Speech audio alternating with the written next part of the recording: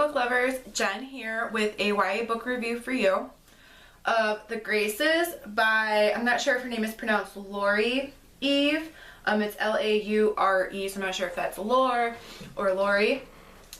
This book has been on my wish list for a while because it's about witches, so I like that topic, and I had wanted this book, but it was like really high priced for a long time, and then finally it lowered in price, and so I got it. I have really mixed feelings about this book. First, I'm going to say that for me, it's 3.5 out of 5 stars. It's not a 4 because I wasn't like taken with it, but there were things I had issues with, but then there were, like, at the same time I couldn't stop reading it, if that makes any sense. So before I had read this book, I looked at the reviews on GoodReads, and they were kind of all over the place. Like, it seemed like people either really loved the book or they really hated the book. Someone I follow on Bookstagram who I respect had given it like a 7 out of 10, and I totally see why, because she even said like there were issues with it, but then at the same time like she couldn't stop thinking about it. So as I was reading this book, I had read in the reviews that there was going to be a plot twist. So I'm going to tell you, without giving you spoilers, that if you know that there's a plot twist and are looking for the clues, it's really obvious what the plot twist is. Some of the issues I have with this book were there was a lot of language, which as an adult, that's not really an issue with me. For a YA book, it's kind of an issue with me. The F word is thrown around quite a lot. There's a lot of underage drinking, like 15 years old, getting like wasted. So those are kind of some things that I had issues with. And there's just, it's more like an upper grades YA read because it can be kind of dark. Things that I liked is the writing style was really easy to read. I liked the enigmatic nature of the Graces.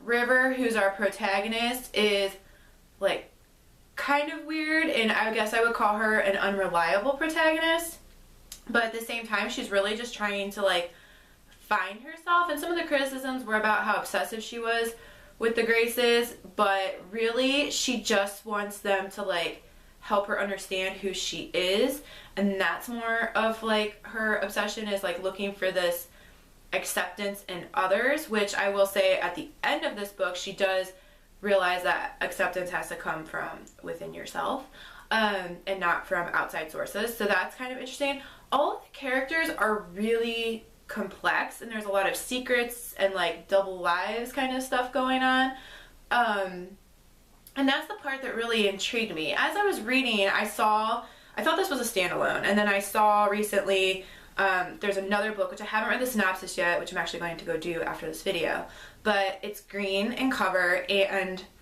I wasn't sure, knowing that there was a second book as I was reading this one, if I was going to want to read it or not, and that happens to me sometimes if you follow this channel. I'm probably not going to read the sequel to the book Roar by Cora Carmack, and I think really that's one of the only ones, but there's a couple books where it's like, okay, like I don't like this enough to continue the series necessarily, but this one has me kind of curious. It doesn't exactly end on a cliffhanger, but it kind of does, and I guess that's kind of how the story, this whole book is. It's kind of, but kind of not, and it's not, but it's kind of, and that's exactly like how this whole story is. But I think that I will read the next book because I'm curious.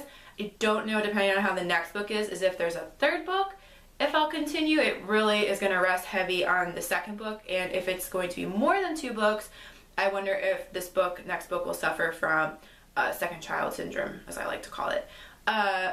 This book is really just interesting.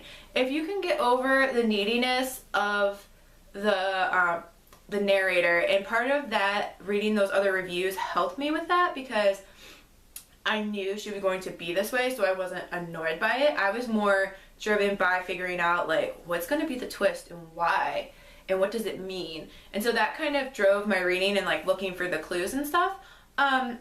It's a fairly easy read. The writing style is pretty contemporary, not overly descriptive, so it's easy to get through. If you like magic and you kind of like, what do I want to say? If you kind of like a little darkness and not really clear lines between like good and evil and bad and good, then chances are you would be interested in this book.